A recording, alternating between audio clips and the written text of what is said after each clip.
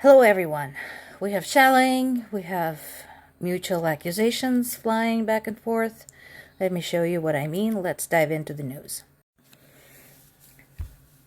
60 rockets have been fired by the Russians within just a 24-hour period as fighting continues around Bakhmut.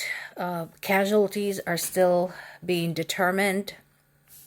Now, the second point here, the Patriot missile defense system delivery, that is fantastic news because one of the hardest things for Ukraine has been defending its skies. And since the international community refuses to declare Ukraine a no-fly zone, this is what we're having to do.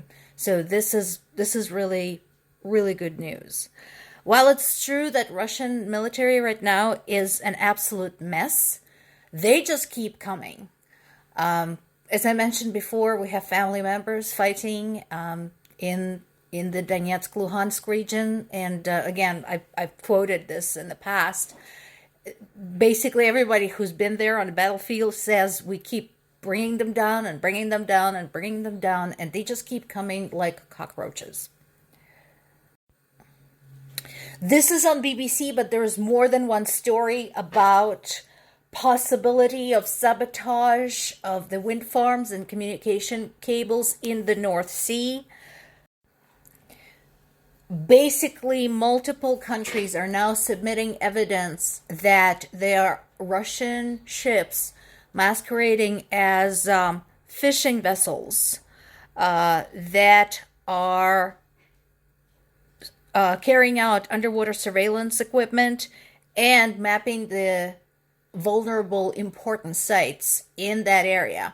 So this is getting a lot bigger than the Nord Stream sabotage. This is serious. And again, remember, how many times have I told you this just does not affect Ukraine alone?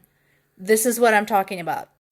U.S. Deputy Attorney Lisa Monaco says that Russia will be held responsible for the atrocities. And my question is, when? Because remember, it's not just this past year.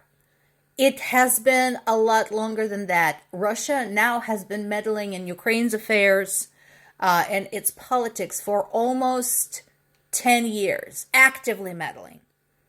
And still there have been no serious consequences that would change their behavior. When? How? Tell me.